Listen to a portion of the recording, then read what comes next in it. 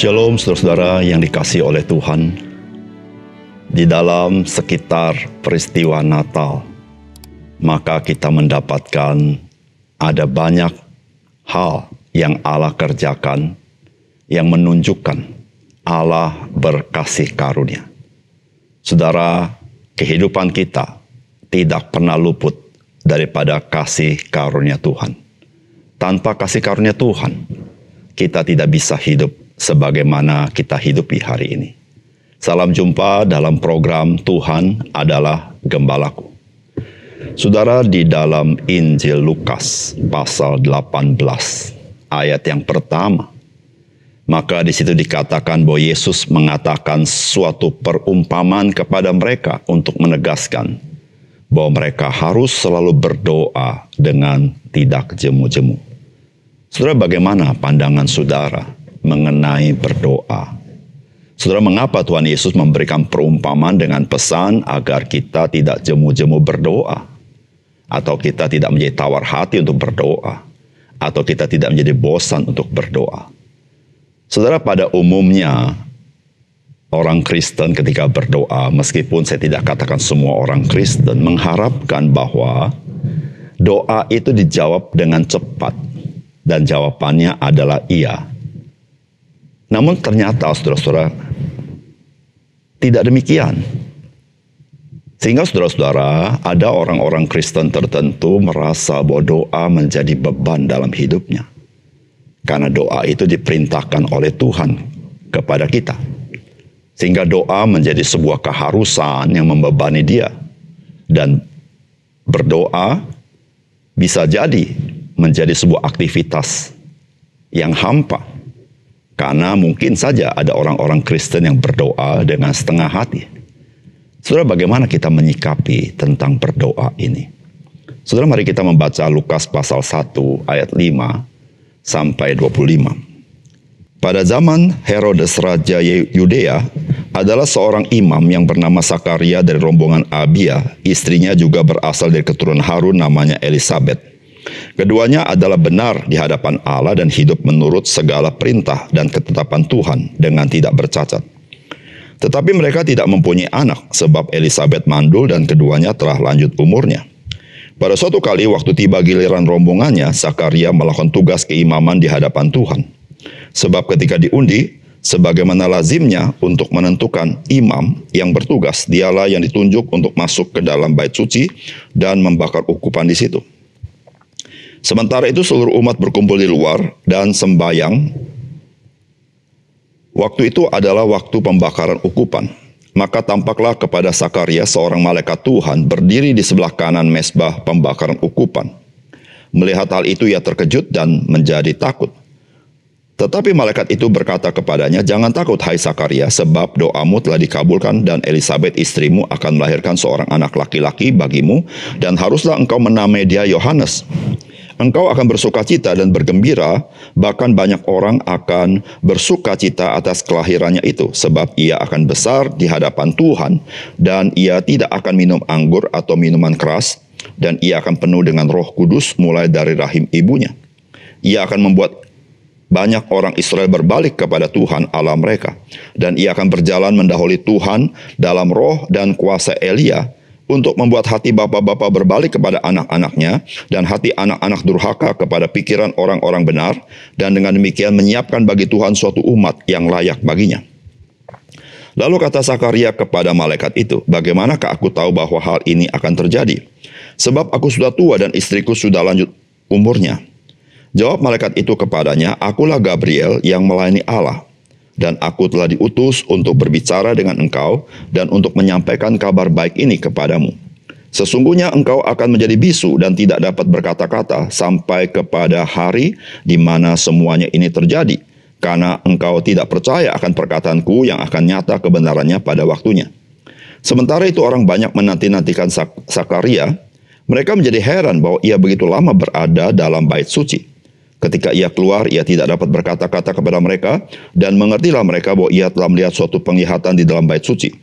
Lalu ia memberi isyarat kepada mereka, sebab ia tetap bisu. Ketika selesai jangka waktu tugas jabatannya, ia pulang ke rumah. Beberapa lama kemudian, Elisabet istrinya mengandung dan selama 5 bulan ia tidak menampakkan diri, katanya, "Inilah suatu perbuatan Tuhan bagiku dan sekarang ia berkenan menghapuskan aibku di depan orang." Saudara yang dikasihi oleh Tuhan, apa yang terjadi dengan Sakaria bersama istrinya yang bernama Elisabet? Yaitu mereka sampai usia lanjut tidak menerima seorang anak pun daripada Tuhan. Padahal mereka adalah orang-orang yang sungguh-sungguh di dalam Tuhan. Saudara, tidak mempunyai anak pada zaman itu merupakan sebuah aib yang besar. Apalagi Sakaria adalah seorang imam. Nah, saudara, tentu saudara terkait dengan masalah yang penting ini, Sakaria dan Elisabet tentu berdoa kepada Tuhan. Dan saya percaya doa mereka adalah doa yang sangat lama sejak mereka muda. Dan saya tidak tahu apakah sejak mereka berusia cukup tua, mereka tetap mendoakannya. Saudara, tetapi saudara, apakah yang mereka doakan merupakan hal-hal yang sia-sia di dalam penantian mereka yang cukup panjang itu? Saudara, mari kita mendapatkan pesan firman Tuhan dari bagian ini. Yang pertama, saudara, pengharapan itu nyata melalui perintah berdoa yang Tuhan perintahkan kepada kita. Saudara, firman Tuhan berkata begini, "Tetapi malaikat itu berkata kepadanya, 'Jangan takut, hai Sakaria, sebab doamu telah dikabulkan, dan Elisabet istrimu akan melahirkan seorang anak laki-laki bagimu, dan haruslah engkau menamai dia Yohanes. Engkau akan bersukacita dan bergembira, bahkan banyak orang akan bersukacita atas kelahirannya itu.'" Saudara, ketika Sakaria mendapat tugas melayani di bait suci untuk membawa ukupan sebagai imam, saudara, di sanalah dia melihat penglihatan di mana malaikat menampakkan diri. Dan itulah pesan daripada malaikat kepada Sakaria, yaitu doamu telah dikabulkan. Saudara, doa yang begitu panjang di dalam kurun waktu yang cukup melelahkan dari seorang Sakaria dan istrinya Elisabet, di dalam mereka menantikan seorang anak daripada Tuhan. Dan ternyata, saudara, doa mereka tidak sia-sia. Saudara, usia mereka bukan usia muda. Usia mereka adalah usia yang lanjut. Saudara, secara umum dan secara alamiah, orang yang lanjut usia memiliki kemungkinan yang sangat kecil untuk memperoleh seorang anak, jikalau tidak dikatakan mustahil. Itulah yang dirasakan oleh Sakaria. Sakaria menyadari mereka sudah tua. Apakah mungkin mereka masih bisa memperoleh seorang anak? Disitulah saudara-saudara, Sakaria karena tidak percaya Tuhan memberikan tanda kepada dia di mana Sakaria bisu, tidak bisa berbicara.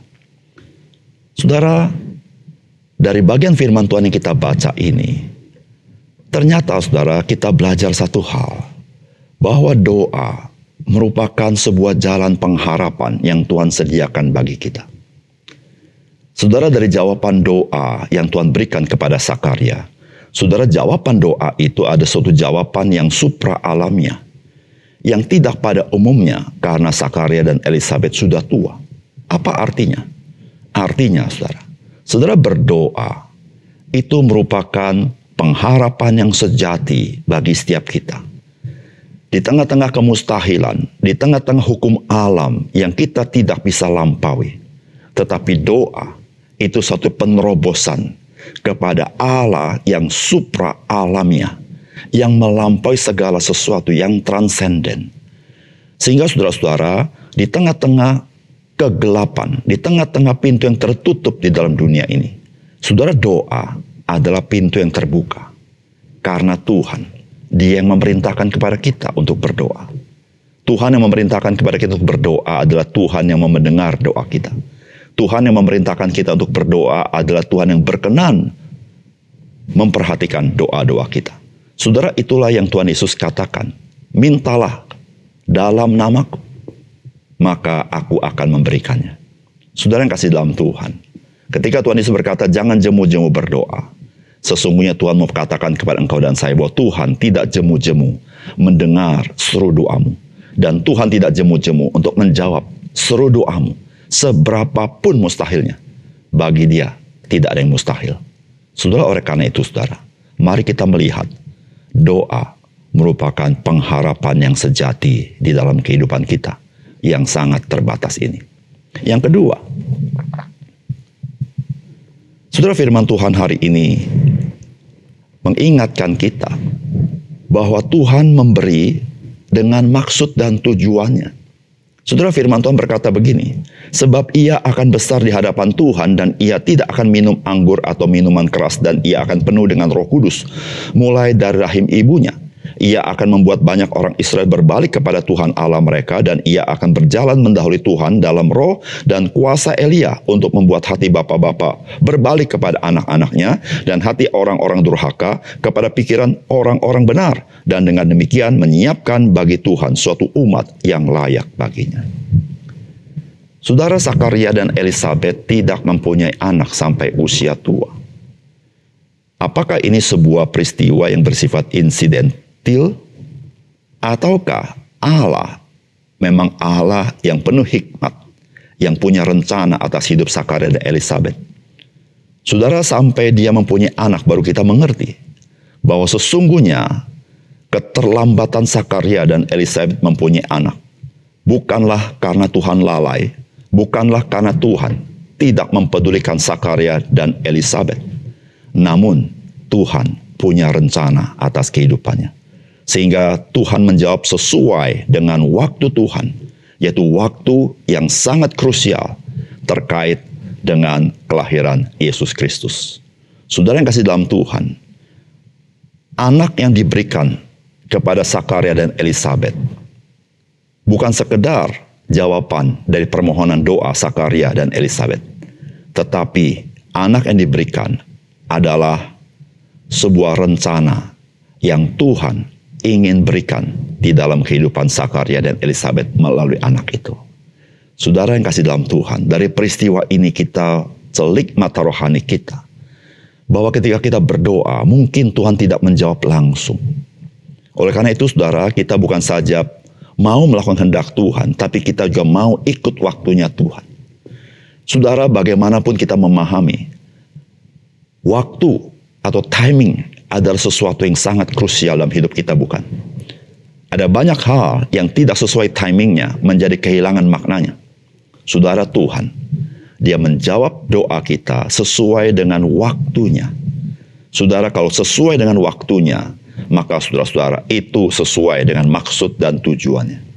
Saudara, setiap pemberian Tuhan kepada kita, apapun pemberiannya, saudara, mari kita hayati bahwa Tuhan memberikan kepada kita bukan tanpa maksud dan tujuan. Saudara, pemberian yang tanpa maksud dan tujuan adalah sebuah pemberian yang tidak berarti atau hampa. Dan kita percaya bahwa Tuhan kita tidak demikian. Saudara, apa yang kau miliki dan aku miliki. Saudara, ingatlah, Tuhan memberi dengan maksud dan tujuannya.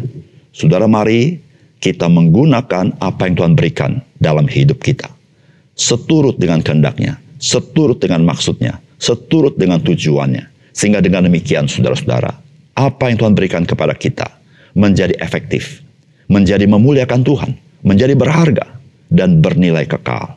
Saudara, Tuhan memberi tidak pernah tanpa maksud dan tujuannya. Oleh karena itu saudara, mari kita selalu merindukan kita hidup di dalam kehendak Tuhan. Mari kita berdoa. Bapa surga, terima kasih untuk kebenaran firman-Mu. Biarlah Tuhan memberkati firman-Mu dan menolong kami supaya kami melihat betapa baiknya Tuhan, betapa kasih-Nya Tuhan kepada kami, sehingga Tuhan mempedulikan kami, memberikan kami pengharapan di tengah-tengah kegelapan dunia ini, yaitu berdoa, sebuah pintu terbuka kepada Tuhan. Terima kasih Tuhan. Dalam nama Tuhan Yesus kami berdoa. Amin.